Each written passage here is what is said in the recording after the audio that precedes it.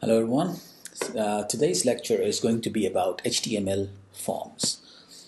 Um, we have all worked with forms, if you are working with the web, you know what a form looks like. There are there is a login form where you are asked to, enter your username, email address, and a password. There are contact forms where you have to enter your name, email, and a comment so that, someone will respond to you. And there are registration forms where you can upload a document or a profile image, your CV, and these kind of forms. So on the web, you will find a lot of forms available. Today, in this lecture, we're going to see how we can do this by using HTML. We're not going to design the form. We're not going to add layout to the form. We just study about the different types of elements available in a form and how we can do that in HTML only. So typically, whenever you look at a form, you see there are some elements in the form that are common for everyone. You can see that for each item that you have to provide input to, you have a label.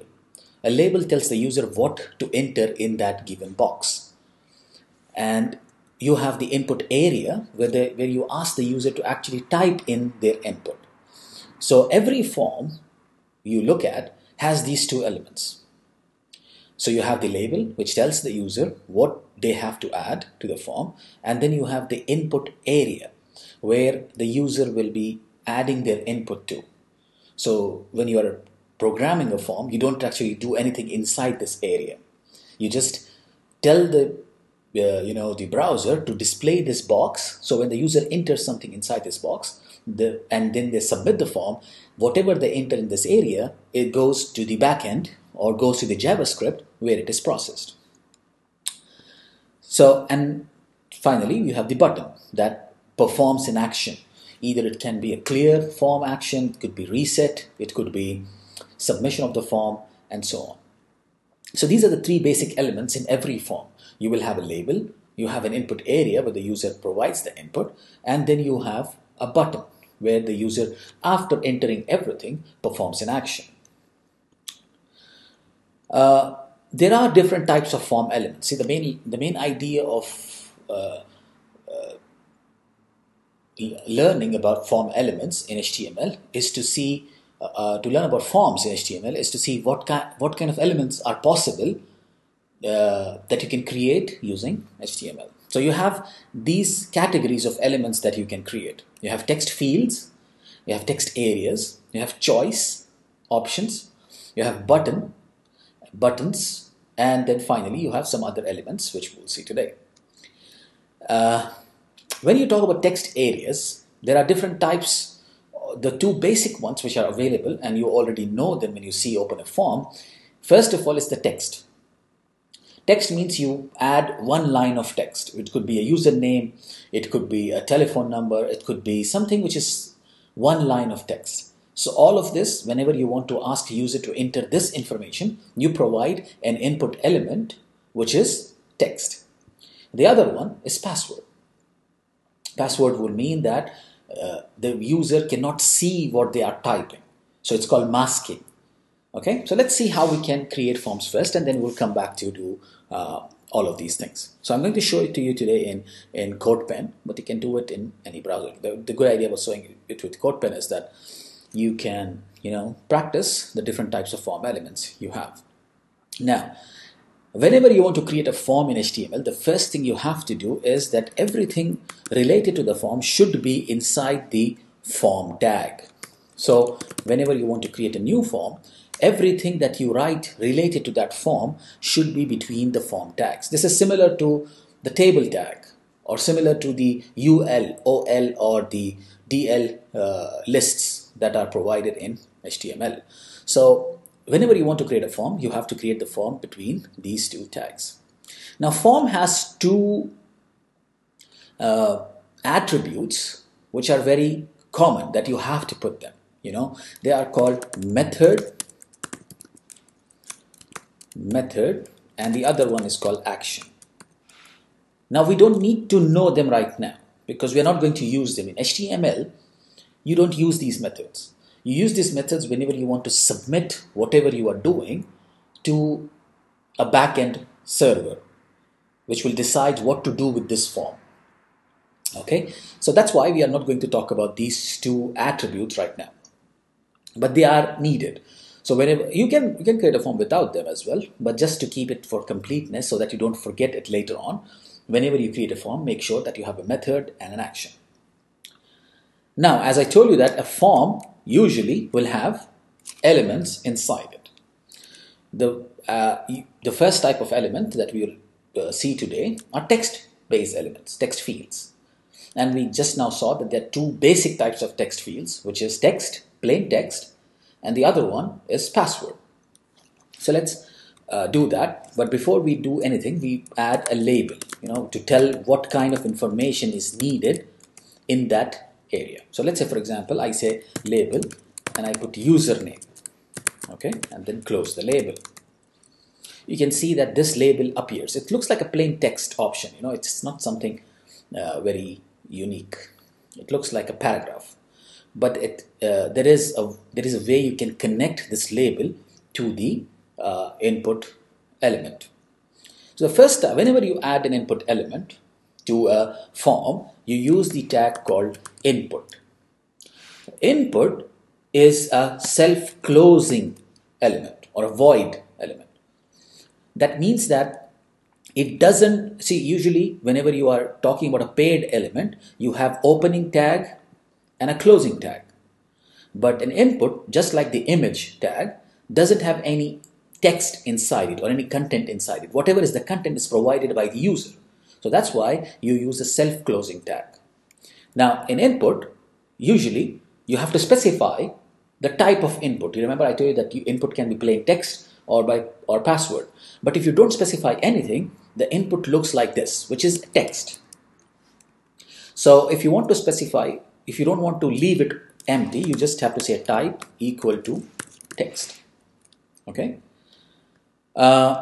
Next thing, you can also specify, there are a few things that you should specify, but let's go back to something like, now I have this input and this label, right? Now currently they are not connected with each other, because this label could be anything and the text could be anything. So why do we want to connect to it? One of the reasons why people usually connect the label with the element is because when you click on the label, the cursor of your computer starts blinking over here. That means if I want to enter username, I just click on the username text and it will start blinking over here. To make that possible, first of all, we have to call this. Let's say, for example, I call it for. This is a for attribute. This for attribute will link this label to this area. So let's add, for example, username. It could be anything. It's just your own label. So, but the only difference that you have to remember that whatever you write over here should also be the ID over here. The ID. Okay. So now when I click over here, you can see that automatically it started blinking here. The reason why we do this is, like, for example, if you're on a mobile phone, when you cannot click exactly inside the box, you can click on the label. And when you click on the label, you can see whichever area is associated with that label and you start typing inside it. Okay. One other attribute which is very important whenever you are creating a form is the name. Name is different from ID. Now, ID uniquely identifies the element on a page. Okay, which is good. We can use it in CSS for styling, and also it connects the element with the label. But when you submit the form, so that it can be used by JavaScript or it can be used by a backend server, you have to specify the name. Because if you don't specify the name, this whole value that the user will enter will never be sent back to the user. So whenever you are using forms, make sure that you specify the name. If you forget the ID, the only problem would be that you're not connecting this to this, or you cannot style it independently. Okay? But name is very, very important. And the name could be the same as the ID. You don't have to change it because name and ID are unique. But if they are for the same element, you can repeat them. So you don't have to separate them. Okay, so you just keep them as it is. The other element that we discussed was the password. Now I'm going to use a break here because usually the label and input, as you can see, they are appearing on the same line. So whenever elements in an HTML page appear one beside the other, that means they are inline elements by default. But I want to show the password below it, so that's why I'm using a break. Usually you can style it with CSS properly, but let's for now use the break that we learned. So let's go back to a label again. This time I'm going to use it for, say, password, and say password. Okay, and then I'm going to use the same tag, input tag. The only difference would be I have to say type equal to password, the whole thing. Okay, and then I have to specify the ID because I want to connect these two together. So that's why I say ID. And then I have to specify the name because without the name, nothing will be sent back to the backend server. And now when I go back, let's say for example here, I say something, Muhammad, and then if I type the password, you cannot see the password because it's now masked. So if you don't use type as password, if you use the type as text again, you will see that the password, whatever you type, would be seen to the user, okay? So if you see, you can see whatever you are typing could be seen by the user. That's why whenever you are using this to ask password from the user, you specify it by using password. Okay, so these are the two basic types available in an HTML form. It's username and password. Apart from this was usually the two only text input elements available in the older version of HTML, which is HTML4. But since HTML5 came in, we added some new elements to the form. These are telephone number, URL, email, date, time, month, week, number, range, color, and search. So there are 12 new elements added to the different types of text that you can ask of the user. So let's see how it works. Okay, you will observe that some of them are still not yet supported. They are created. They expect the browsers to implement this functionality, but as of now, not all of the browsers totally support all of these input elements. But let's see how are they different. So if you go back to the telephone number one, let's go back again. I'm going to add a break sign here again, and I'm going to use a label and say for telephone number and say contact number. Let's close the label, and then I'm going to say input type equal to tel, and then ID equal to tel, and then name equal to tel. Okay, now if you see this it doesn't look different from the text. I can actually write text here. It doesn't. Usually whenever you say telephone number, that means it should not allow users to enter text. It should only allow users to enter phone numbers, numbers. But here in this case, because it's not supported by the browser, whenever you start to type it, you still work as text. But in some cases, like when you are using a mobile phone, if you use tel, you know what happens? The browser or your phone by default shows you the numeric keypad where you can add 1, 2, 3, 4, 5, 6 numbers only. So sometimes in some browsers in the mobile phone it is supported, but in the browser it's not supported. So even if you add tel, it is not accepting only numbers, it is accepting anything else as well. So it's not currently supported. Okay, so let's go back to the next one. The other, apart from this, we usually, as you can, I'm just going to copy and paste it because it's just the small changes, right? Email is supported, but email has a different reason to use an email. Okay, I'm going to say email, type is email. So you can see that everything that I'm writing, the tag is the same, input tag. The only difference is the type. It is based on the difference in type. So if the type is email, it will ask for email address. Type is telephone number, it is a telephone number field. Type is password, it is password. If type is text, it is a plain text. So I'm going to say email. Okay, email. So now when I go for email, you can see that it's again, when you start typing the email, there is no difference. It again looks like text. But there is a reason why people use email field as email. Let me show it to you, because to show it to you I have to add something called as a button. Okay, otherwise it usually doesn't work. So submit. Okay. We'll see later on, like, what are the different types of buttons. But for now I'm just going to add the button submit. So to show you the power of email. So if I don't write any email over here and I press the button submit, it will, it doesn't do any error checking over here. Usually whenever you type email, it's supposed to, okay. I'm going to make this.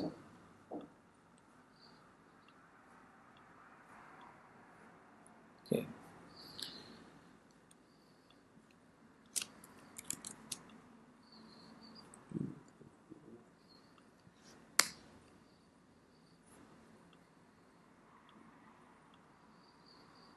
Okay. Copy this again. So I have this. Usually when I'm submitting, it goes to submit page. Okay, I want to avoid it.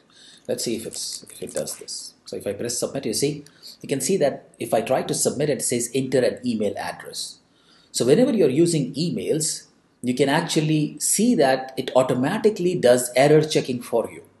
So if you use the type as email, if you use the type equal to email here, it automatically checks the type of this. So if you say submit, it will not submit unless and until you have, at the rate of something dot something. And then when you press the submit button, it will accept it. So whenever you use the email, it will check the error in the email address and inform you whether the email is correct or not. That's the power of using the email type. Okay. Next one, you can see we have URL. URL is also similar to the previous one, which is it's again looks like a text. It doesn't have any new differences in how it is shown, but the only difference you can see in a URL is that once you click, okay, I'm going to change the text over here, or we can say website. Okay, so when I go to the website, you can see that if I start typing something and I try to submit it, it will tell me that enter a URL. So like email address, it is going to check error for me automatically. Okay, so that's the power of using email or URL. Let's go back again. This time I'm going to try the other one, which is the date. Date is working, date works. So you can see that whenever I try to use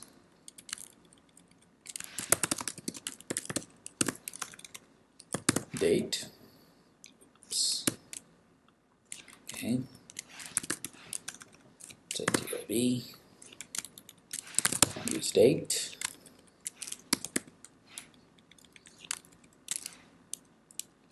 okay.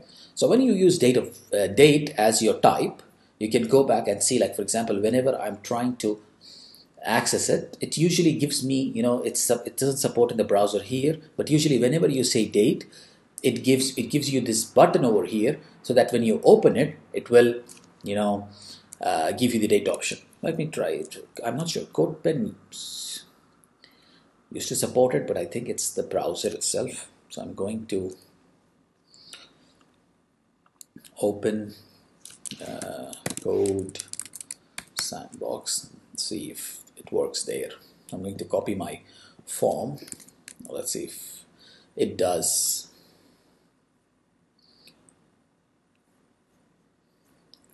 Okay, I just need an HTML.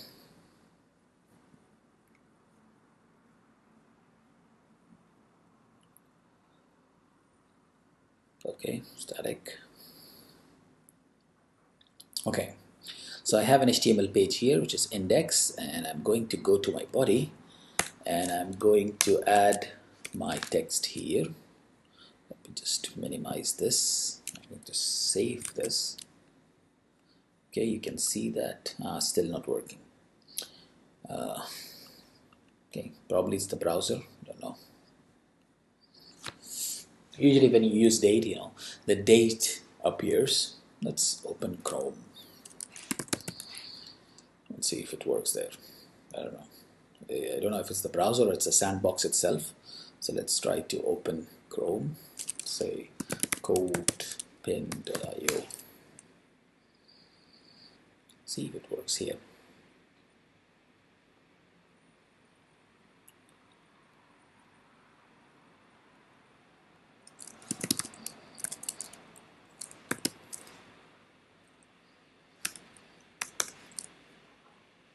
I don't know if it's that slow. Okay, create a sandbox. Okay, static. Okay, I'm going to remove this, add my HTML without typed. I'm going to save this. Yeah, you can see this. It's the browser. I was using Safari, so here it's working fine. So let's stick to this Chrome so that we can see how things are working. Okay, so I'm going to close this. I'm going to stick to Safari. Sorry, to Chrome. So when you say date, you can see that this automatically, the input area converted into a date. So you can press on this and you can see this drop down where you can select the date. Okay, and then the date will appear over here. Okay, so that's the power of using the date type. Now next we are going to see time. Okay, say time. Let's say appointment time. Let's say type is time. I'm going to say time here also. This unique to my form. Okay, so when I save this, you can see now I will have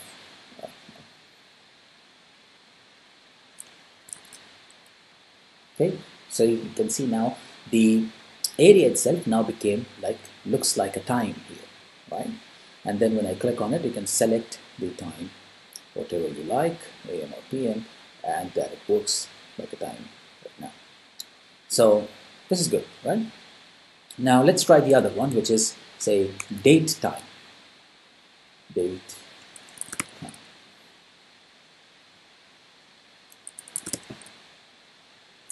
Okay, let's talk it. Let's make it date time. Okay. And you can see that date time doesn't change anything. It looks like a plain text box. It's not accepting date and time separately. Usually date and time is supposed to have one box with both the date and the time. But it is not supported yet. So that's why you can see that it looks like a plain box. Okay? Because it's not supported. Let's look at the other ones. So month and week are also not supported. I don't want to try both of them, so I'm going to try one of them for you to see that they are not supported yet. So I'm going to say month. Okay, let's make it month.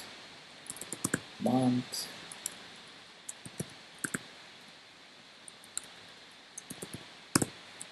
Okay, and let's check it out. You can see month is working here. So yeah, previously for Safari it was not working. So they supported it in Chrome. Chrome is usually have changes rolled out quickly. Let's see week also. I think week is also working in Chrome.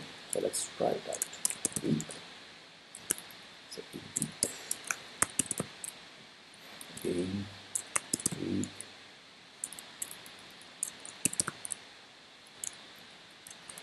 Okay, and let's save this. Come back. Yeah, week is also working. Good. So that you can select a complete week. Which week? Week 40. It will be from the first week. Week 1 will be the week 1 of January 2020 until now it's week 40. So it will give you the time in weeks, not in in date, but weeks. So it will give you here, you can select it by month. Now here you can select it by week, so which is good, right? So the next ones is, let's copy this again. Now this time I'm going to use the number.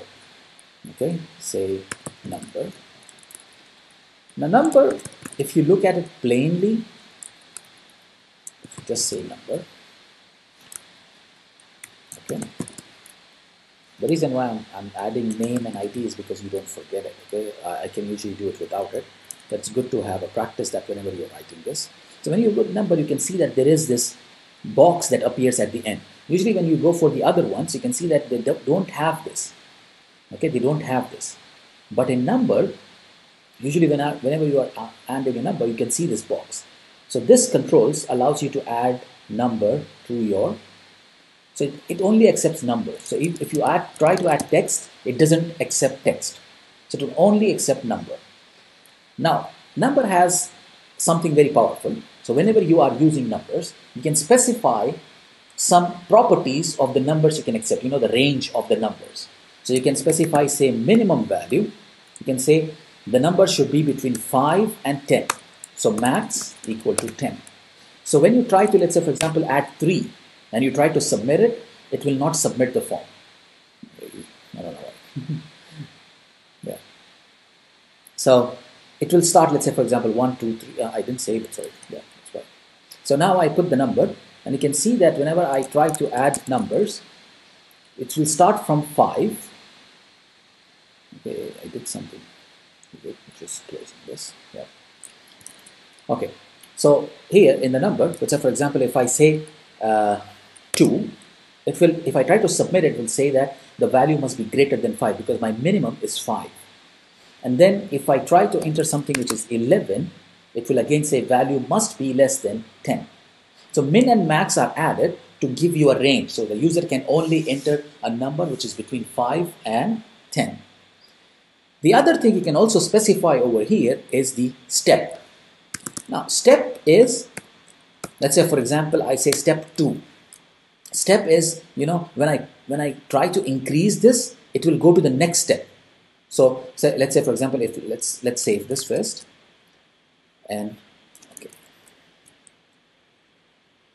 okay, let's go over here. You can see that whenever I say 5 is the first one because I start from minimum 5, and I press again, it goes to 7, and I go again, it goes to 9, and then I try to press it again, it doesn't go. So it steps in 2 numbers. Okay, so if I go and change the step to, let's say, 3 and save this again, now if I say 5, which will start from 5, which is my minimum, the next number will be 8, and then it doesn't go because the next number will be 11. So step is how, whenever you click on increasing, how much should it increase by? Okay, so for example, you know, let's say, you know, you want the years of subscription, and usually allow them to add 5, 10, 15, 20. You cannot have 7 years of subscription or 8 years. You can only have minimum 5, and then it increases by 10 or 15. So in that case, you can say minimum is usually starts from 5 and it will step in 5. Okay. So that when you go over here, you can say that it will start from 5 and the next would be 10, 20, 15, 20, 25, 30. So it will not allow you or accept any number which is in between those numbers. Okay, so this is why you use the minimum, step, and the maximum. Minimum specifies the minimum value, max specifies the maximum value, and step specifies the next value. Okay, the next value here. Sometimes you can also specify a default value to start with. So for example, I can say value equal to, let's say, 10. What it means over here is that whenever I start the form, which is empty here, the value by default will be 10. I can change it. But when you start for the first time, when you refresh the form for the first time, see, I refresh the form, the value will start from 10. So value will specify the default value. Okay. So these are the 4 attributes that are popular with input. And the same 4 are usually used for another input type, which is called range. Okay. Let's see that. So I'm going to use break again. I'm going to copy the same thing again because it uses the same parameters. And this time I'm going to say this as range, put range here, okay, and then the type would be range, okay, use again range and range here. So if I save this now, we can see that when I go back to here, the range is like this. You see this box? It gives me the range that I can add. Now the problem with range usually is you cannot see what item I have selected, because range is like, it's not very user friendly. As many people use it for, to say it like this. I'm going to do it in a different way. Let's say if I have the range, usually before this would be, let's say, min and max sample, and then I will specify min as 0 and step, I don't want step, I want max as 3, or it can be 2 here because I want 3 values, and by default I want it to be in the middle, so I will say 1. So if I save this, you'll see this range in minimum and maximum. I can go only 3. So users know that min means 0 is min, and I can go to max and this here in the middle. So the problem with the range slider, it is called range slider, is that it doesn't tell you where you are. If you use if you use it for numbers, you cannot know where the range is. But people usually attach it with a JavaScript code so that whenever you're moving, you have a field which tells you what is the number, like a volume. In a volume, if you have 0 to 100, like for example, in a volume, if someone gives you a volume like 0 to 100 here, and you can specify like max is 100. So whenever people go from here 0 to 100, you can, I don't know where I am right now, right? But if you attach this with JavaScript, saying that if the range is moved, update the value of the range into this box, so then it is useful. Otherwise, it's not very useful right now. Okay, so let me see if I can do it for you. Don't need to remember it because it's JavaScript. We're gonna see JavaScript later on. So let's see if I can do this for you to tell you that if I'm moving the range, how does it look like? So I'm going to add a span tag over here. Let's say ID equal to say range val. I'm going to close the span tag here.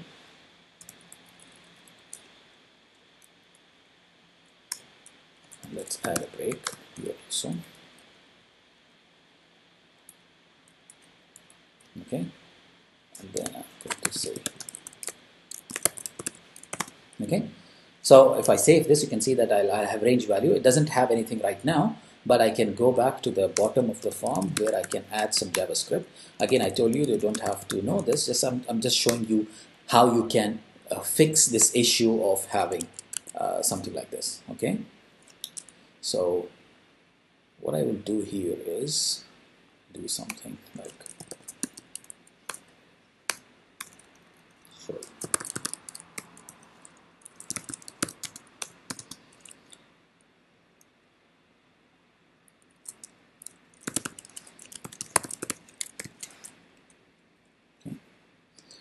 So I'm going to define a function here called get. I'm going to use the older version just that you can understand. You can go back to the newer one later on. And then say let x is equal to document dot get element by ID, and that ID is range. Okay, and then I'm going to say x dot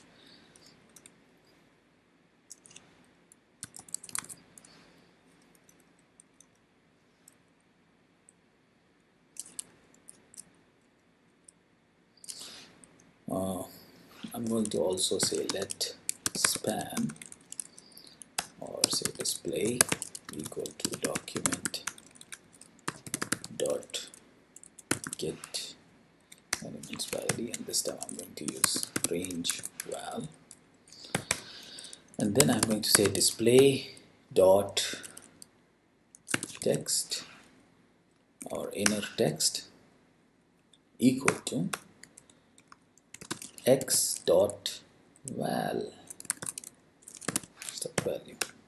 Okay, so let's see if this works. So if I keep on changing, it should change the value over here. You can see that if I keep on changing, you can see the value changing.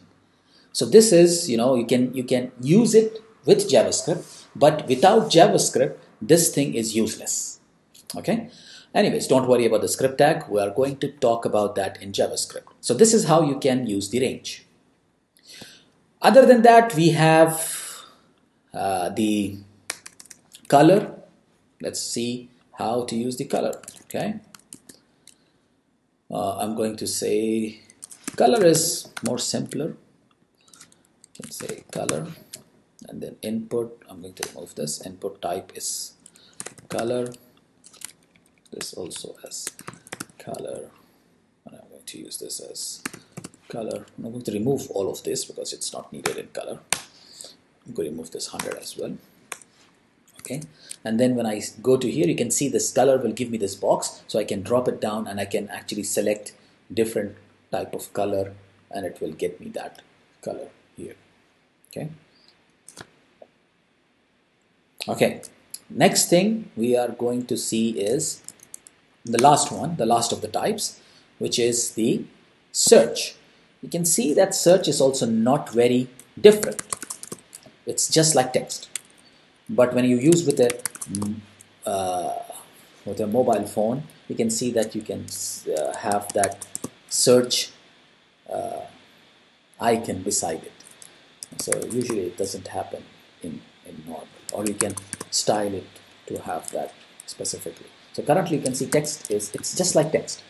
There is no difference. So text, it's not supported yet. It's not supported means it doesn't have a default function. It still works. I'm using search, but it is working as a normal text. Okay, so these are the 14 different types of input elements which are related to text. You have text and password, which is, you see the top ones over here. Text will allow you to enter any text inside it. There is one thing to remember, that whenever you have text, you can actually limit the range of the text. Okay, you can do that by going to the text here at the top, and you specify, let's say for example, you don't allow users to enter a username more than say 5 letters. So you can say max length equal to 5. So what happens here is, whenever you say max length is 5, the user, whenever they try to enter something more than 5, it will not allow them to enter. So max length is a good attribute which is used for text. So you can specify the length so the user cannot enter anything more than that number here. Okay. So that's a good thing to remember. You also use that in password as well. If you want to limit the size of the password for a user, you can specify the max length. Okay. Then we talked about telephone number, URL, and email. As I mentioned, telephone is not yet supported, so it will look like text. URL is supported, it looks like text, but when you try to submit the form, it doesn't accept it if the URL is not in the right format. Similarly with email. Email also works, but it only functions when the user tries to enter an email and it is not a valid email address. That means it is not complete. It doesn't have @ something.com or whatever. Okay. Date, time works. Date, time together doesn't work. Month works in Chrome, and week also works. Okay. Number allows you to add a number. It cannot accept text. But the good thing about number is you can specify different attributes for a number. You can have number as minimum, maximum, and step. Okay, we can add max as to make it complete. We can say max equal to, let's say, 50. Okay, whatever, doesn't matter. Just to make it complete. So we can have min, max, step, or value. Value means the default value. Min, max is minimum and maximum. And step means how much, if you move, the next value would be. So here it will move in the steps of 5. Okay. And then you have range, which is the slider. I told you the slider by itself is not very useful, but if you attach it to a JavaScript code, then you can, if you move the slider, the text inside the slider would be displayed inside whatever you want to display it where. Okay, so the value changes. and you can get the value and display it to the user so they know where they are. Okay. And then we have the color, which works. And finally, the last one is search, which is still not yet supported. That means it doesn't have any special function right now. So now we are done with the different types of form elements which are text-based. Text-based means you actually enter something inside, except for color and except for the some of them, which is the date and time, which is autofill. The other ones you are actually entering the values by your hand. That's why they are called text fields. Okay. The next one is text area. You may have seen forms where you have this box where the user can enter any value they want. So whenever they enter any value they want, it's usually referred to as the text area. So whenever you use normal text like this, which is this text here at the top, whenever you have this text here like this, which is this text box, the problem with this text box is that the user can only enter one line of text. So it doesn't have more than one line. But if you want the user to enter more than one line, the best way to do that is to provide them with a text area. Now text area is different from the previous ones. Text area, again you have label. I'm going to say for, and I'm going to use say comments, and I'm going to say comments here and say label. I'm going to close the label. And then in text area you do not use the input tag. Input tag doesn't work here. It has its own tag called text area, and it is a paid tag. That's a different thing that we have. So it has a paid tag. So if I save this, you can see the text box coming over here. Now you can adjust the size of the text box by specifying inside the text area something called as rows, which will specify the height.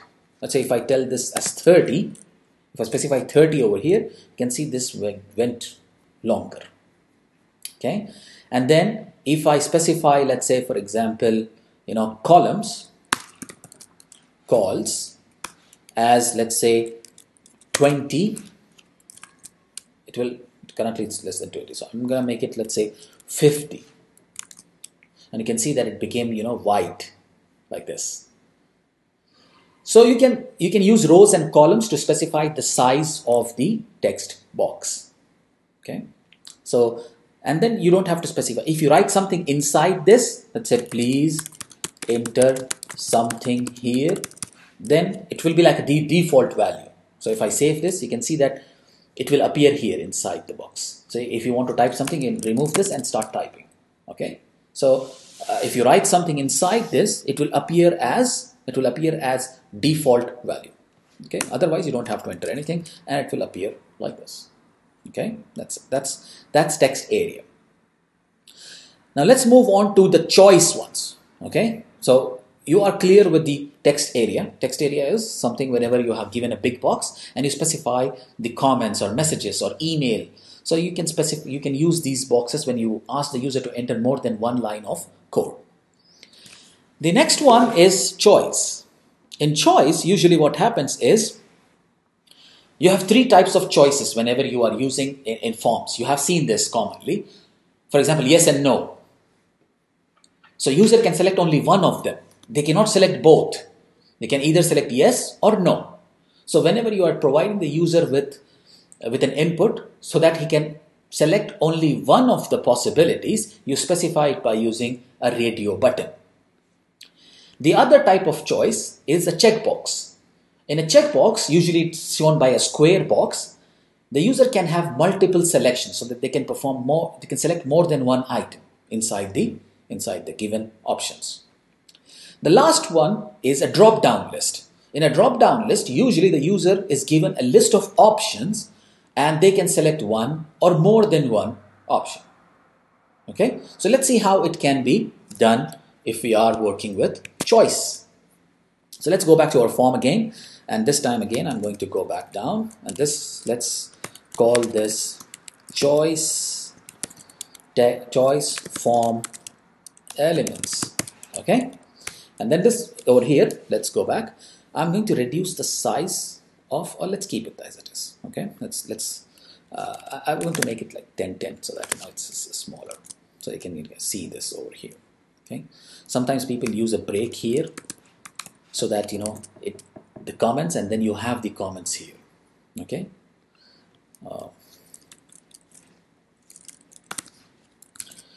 okay, something like this. Okay, anyways, so I'm going to have choice elements, or here I can add a comment saying that text area form element. So in choice, we usually, as I told you, we have 3 types of choices. Let's start with the first choice. I'm going to use a break again here, and this time I'm going to ask the user a question. So I will say label for, say,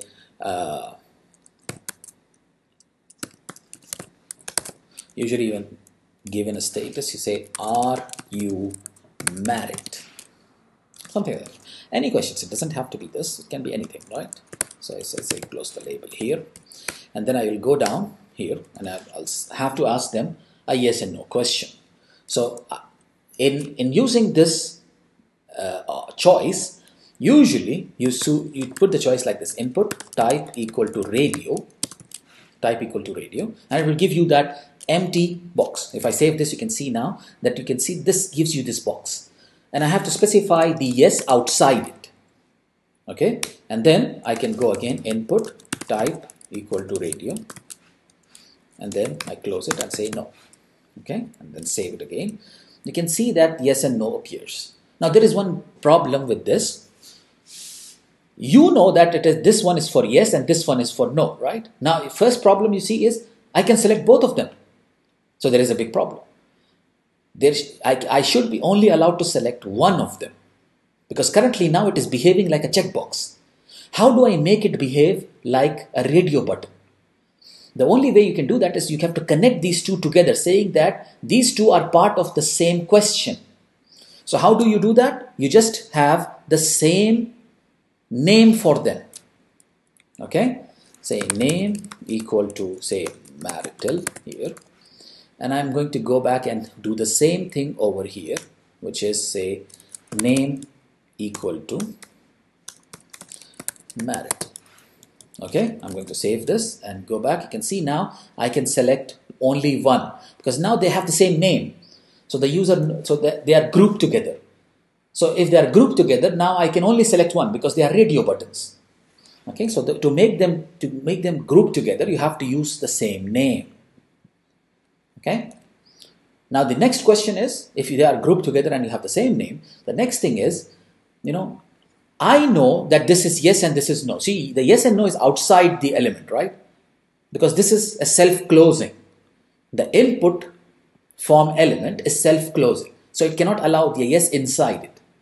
So yes and no is for the user, so they can see it, which one is yes and which one is no. But the computer doesn't know that. So whenever you try to submit this form back to the user, back to the server will not know what did the user select. Did he select yes or no? So to do that, whenever you're using choice-based elements, you have to specify the value inside here. It will not be different. It will not show this value outside. You can see that. When I do this, when I do this part, okay, equal to. When I do this part, you can see that it doesn't change anything. The form looks like the same form. But you have to know that when the user submits this form, the computer knows whether they have selected yes or no. If you don't specify the value, then they don't know if the radio button that was selected was yes or no. So whenever you are working with choice elements, remember this. You have to specify the value. If you don't specify the value, then the whole thing becomes useless. Okay? So this is one. Let's go for the next choice element. We saw that the next choice element was, what was it? Checkboxes, right? Checkboxes. Say label, and I'm going to say for, say, interests or hobbies. Usually, whenever you are submitting a registration form, they ask you what are your interests, so that they can send you emails or news related to that interest. Again, you use the input tag. The type is different here. The type, instead of radio, you use checkbox. Okay, the type is checkbox. And again, I can go out and then I specify, let's say for example, what is it? The checkbox, let's say I say football, and then I can go on repeating this. One thing again, I told you that you can either have the name of them same or different. Both of them work. But if you put them same, then it will be easier for you to process them in the JavaScript or in the server. But if you put different one of them, then you will have difficulty in getting their values, because you cannot use a loop. Okay, so it is always better if you're asking the same question to name them the same. Okay, it's easier for you to use them later on.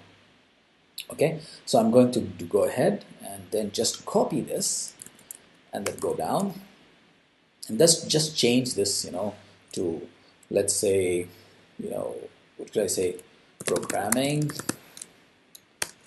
or say hacking. What else can I say?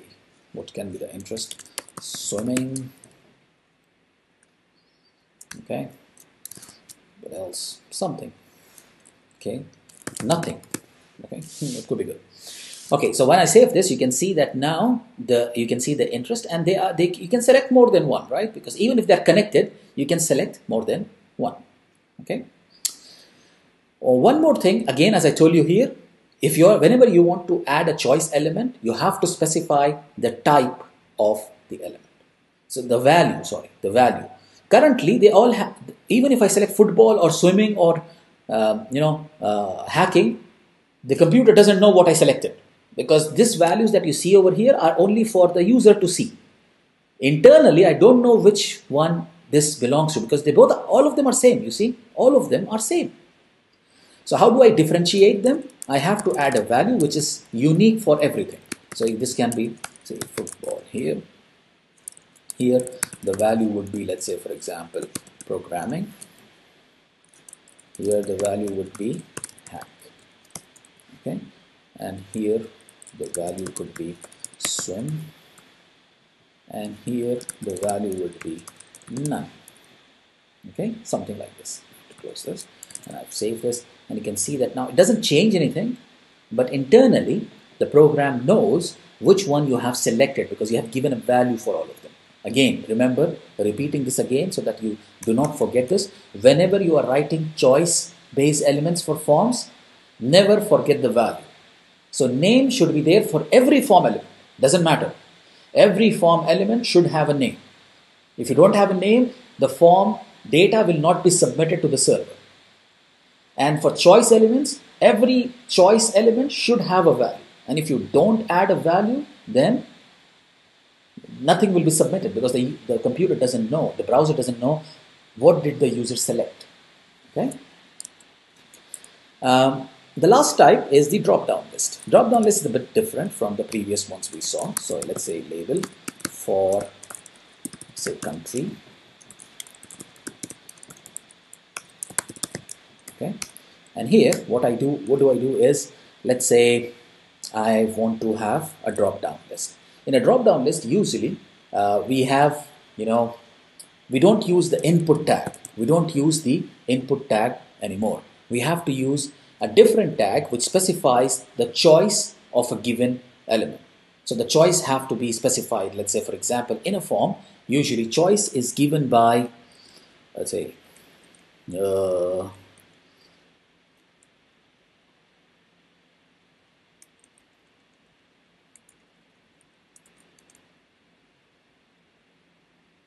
select statement. Okay, select, and the select is like this. So it has, and then you specify the name of the select, which is the country, the same as this label. Okay, I can have the ID as well as the same, which is the country, and then inside the select statement, I specify the values. Whenever you look at whenever you see this, and when you drop down, you can see that I have, these things over here at the top saying the list of countries. Now, to specify the list of countries, I have to use another tag which is called option. Option tells me what kind of data that I want to show to the user. So if I say, let's say for example, Saudi Arabia, okay, and then say option India, okay, you can say option say USA, okay, and option UK. Okay, so if I save this and if I go back, now you can see that country is shown, and then I drop down and I can select more than one option given here. Now again, as I told you, all these options, the value inside it is good for you to see. When you drop down, you can see the values. But for a computer, it doesn't have anything. So to do that, you have to specify a value. Say SA value, say IN, gain value US, sorry, and then finally value UK. Okay, so then it will not change. Again, as I told you, it will not change anything. You will see the same thing, but now the computer knows, the browser knows, when you select, let's say for example USA, it will send back US. So if it is US, it will do something related to US. So this is what we have to remember here. Okay. Now this is the drop-down list. Now there is a type of drop-down list that allows you to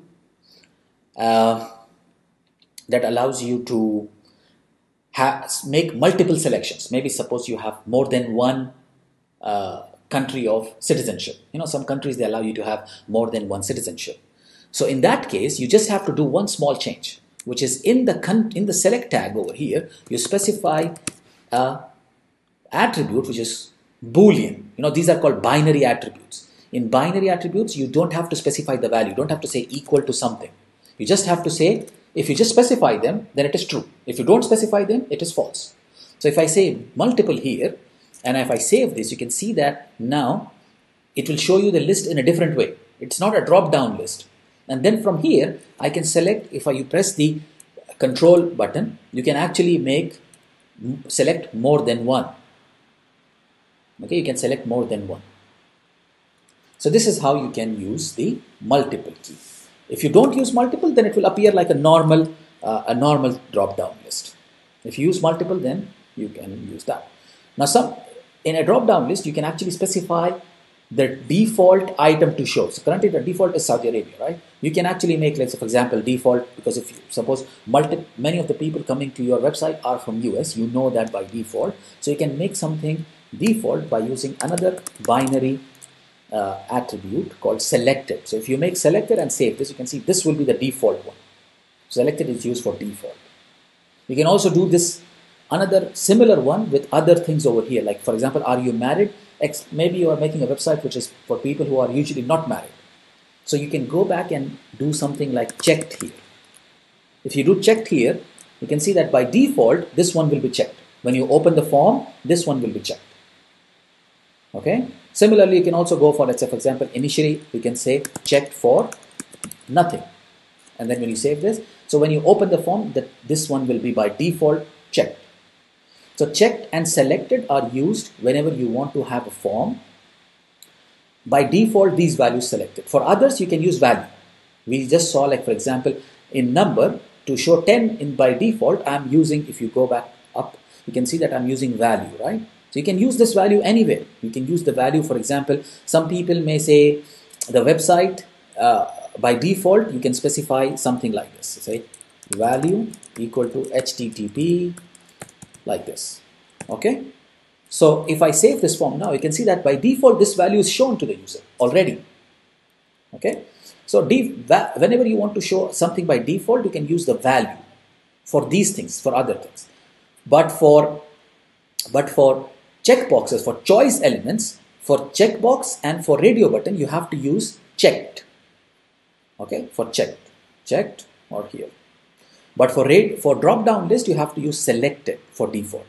So it's not checked, it's selected, because you are dropping down and selecting one of the different options provided to you. Okay, so this is one thing that you have to remember. Now, the next one is buttons. Buttons are not very difficult. As I told you, I have already added one button here, which is say input type equal to submit.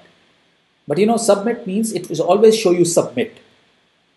Sometimes the users say, okay, no, I don't want to add submit. I want to tell them, for example, register. You can do that. You can ask them, you can put the value over here as register. So it will change the name of this button. It will become register. So whatever the value, it will be shown here. Again, the name should also be there. You know, it is good to have a name. I told you every form element should have a name. Okay, and the value is register. But if you use the type as submit, that means it has a default action.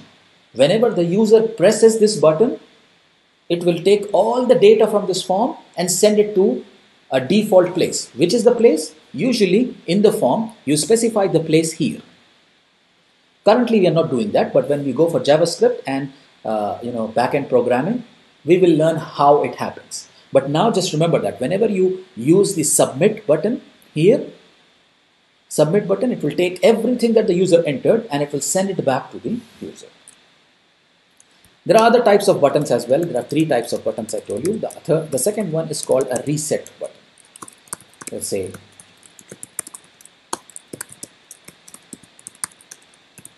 what it does is, you can see that if I save this, you can see that there is a button called clear here. It has a default action. So let's say, for example, if I type something here, and while typing, I realized that I made some mistakes. So I want to delete the whole form, clear the whole form, and make it by default. So if I just say clear button, it will remove all the things from the form. So clear has a fixed function. Submit has a fixed function. Reset has a fixed function. The third type of button is just a button. Input type equal to button, and then value equal to, let's call it, say, check. It's just my value, right? Because I don't want to call it just button. So check. So if I save this now, you can see that the button comes here, but the button doesn't have any function. If I press on this button, nothing will happen because it doesn't have any function. I have to specify the function. You can write JavaScript code to tell the browser what to do when the user presses this button. Okay, so this is, and there are 2 types of ways to do that. You can do this way or you can do it this way. You can say button and say my own button. So there are 2 ways to do that. You can use input type equal to button or just button. They both, you see, they both look the same, right? They are your own button. They do nothing. Both of them are your own buttons. You have to specify the action. The difference between these 2 is that this one over here, it is input type equal to button, right? So it's closed. So you cannot do much. You know, sometimes in some forms, you can see that the buttons are very, I'm not sure. Sometimes the buttons have an icon here before them. So whenever you want to do that, you have an icon before the button. If you want to put that icon before the button, how do you do that? You can use this button tag over here and then specify the icon here inside it. So that you can, when you show the output, it can have more than just the text. It can have an icon inside it. But you cannot do that with the input type, because here you have to specify the name inside the value. So inside the value, you cannot specify the icon. So if you want to have your own custom button designed, you can use button and you can specify your icon here inside the button tag. Okay, that's the difference between both of them. Okay. The other form elements are file and hidden. Now files, as you know, that whenever you have a file input, you see this, whenever you want to ask the user to upload something from your computer. Okay, so let's see how it can be done.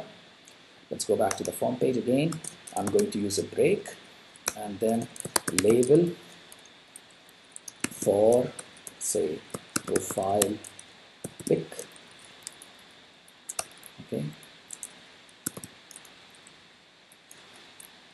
Upload your profile picture.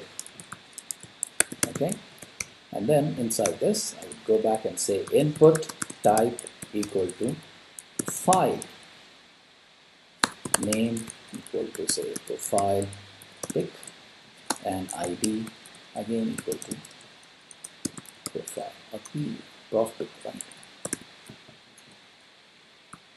Okay, it can be the same, it doesn't have to be the same, but yes, I want it to be the same. So if I save this now, you can see that you can see upload your profile picture, and you have this button here. If you press this button, it will open the browser and you can select, you know, whatever you want the file to be uploaded.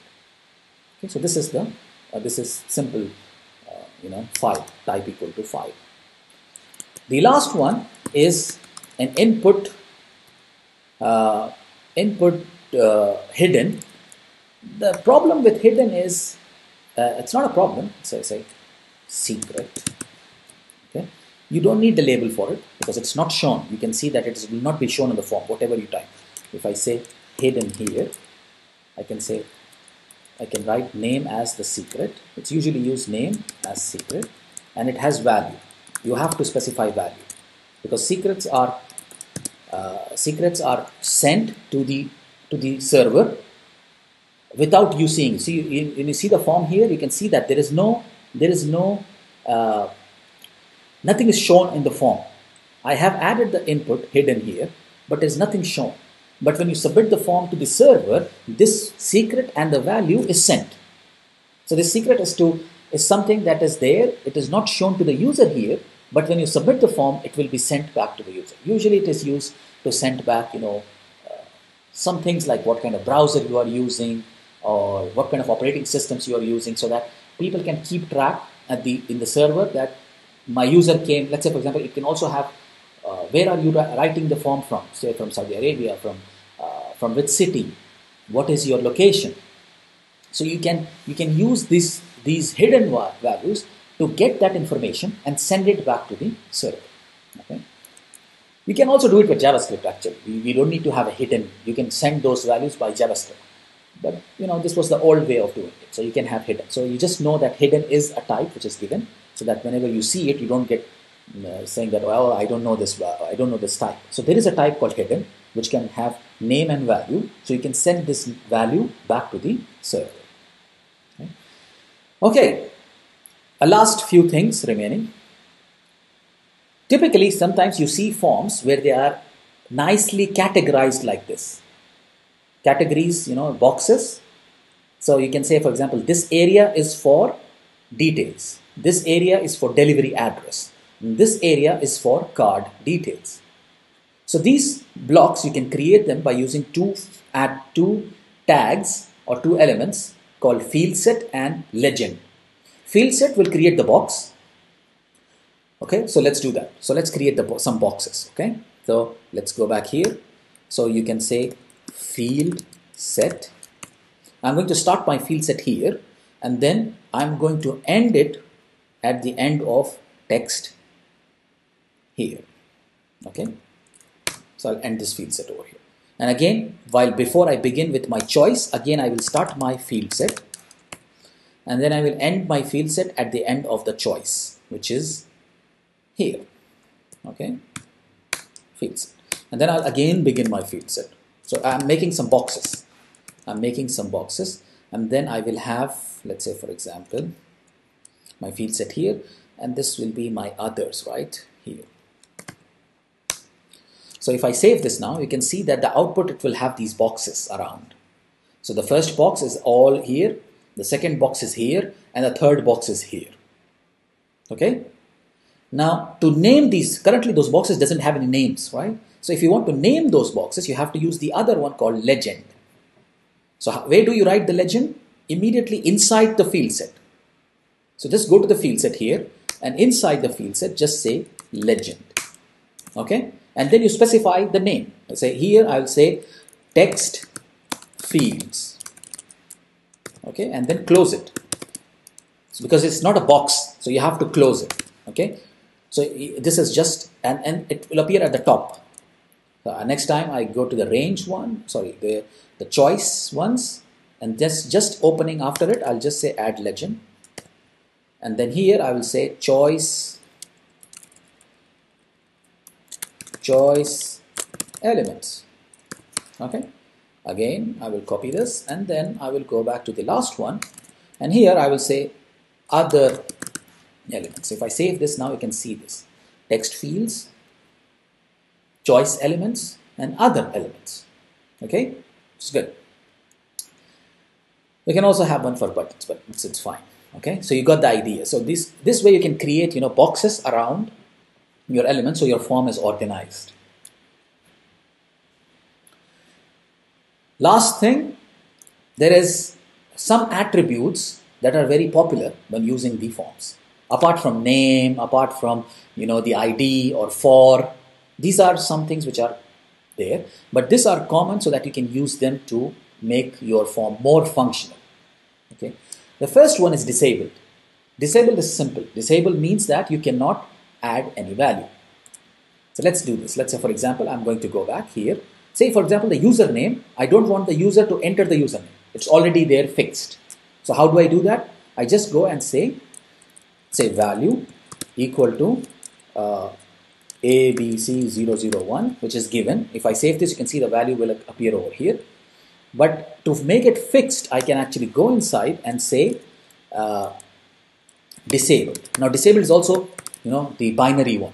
You don't have to say disable equal to true or false. You can say that. You can say disable equal to true, but you don't have to. Just say disabled means it will apply. So now you can see it's disabled. You can go back, and now you cannot. You can see that it changed to gray. So in this case, you cannot change this value. There are two ones. There is read only as well. Okay, there is one which is called read only, and you can use disabled as well. Both of them are same. There's a slight difference. I don't mean that they are same, but there's a slight difference. Read only will allow you to, for example, I think, you know, copy that value, and disabled will actually disable the whole thing. Okay. Then you have placeholder. You know, sometimes in forms you have some text inside to help you as hints. That is called placeholder. So let's add a placeholder. You can add placeholder to anything, your email, contact, whatever. I'm going to add it to comments. Okay, let's go back to text area. And how do you add a placeholder? You just go to the text area, inside the text area, and then you can add an attribute called placeholder and specify, please add your comments here, and then save it. So what happens is, you can see this here. Now the difference between value and placeholder is, when you add value, you have to delete it before you write something new. See, like for example, for number, I added the value 10 as default, right? So to add something new, I have to first delete this and then add new. With placeholder, you don't have to do anything. It's just there. You start typing and it will remove by itself. So that's the difference. Value means there is something inside it. So if you want to change it, you have to remove it and then add new text. Placeholder is again hint text, but it is not inside the text. It's just a hint. So if you start typing, it will remove that hint. Okay, so let's say it comes back when it's empty. So that's called placeholder. The third one, you know, sometimes there is a form where you have required. So the user has to enter it. If he forgets, then the browser will not submit the form. So let's go back and do that here. Let's say, for example, in this case, the email address is required. So let's go back and go to the email address. Where is the email address? Here. And I will just write required. Required is also again binary. So if I say required, and if I save this, if I try to submit the form, you see, it will say, please fill this field. That means the email is required. The star will not be there automatically. You have to add the star. You know, you have to, for example, go here and add the star here. Okay, we said email, right? And also you can make it color red, the star color red by using CSS. Okay, so you can see the star here. Next thing is, the last thing is autocomplete. Now you see, sometimes whenever you want to, let's say for example, add email address, you can see this drop down coming. This is my email addresses, like for example, or something that I have used before. If I say contact number, my contact number appears. Okay, but I don't want it to remember me, because you know, someone else may use my computer and they start to type in and they can see my autocomplete, or even, you know, some people have used them before. So what to do? How do you avoid this? You know, usually this is possible in banking websites where they want you to type in everything. It will not remember it from before. So how do you do that? Is you just go back and go to, let's say for example, the email address field here, and then you say auto complete, and then it's not binary. So you have to tell them if it is by default, it is true. So auto complete, you say off. On is by default, and you say off. When you say this off, you see, you click on the email. It's still showing. Wow. It's not working. So usually when you say autocomplete, maybe it's false. It's off usually. I know for sure, but I think it's not working in this browser. Okay. So whenever you say off, it should not allow people to get the values that they have entered from before. Okay. It's good to know. If it's not working, probably it will work with your browser or something. But this is the main idea behind it. Okay, so I hope this is clear. This is how you create forms, and this is all the elements that are possible in the form. Okay, so that's it for now. Thank you.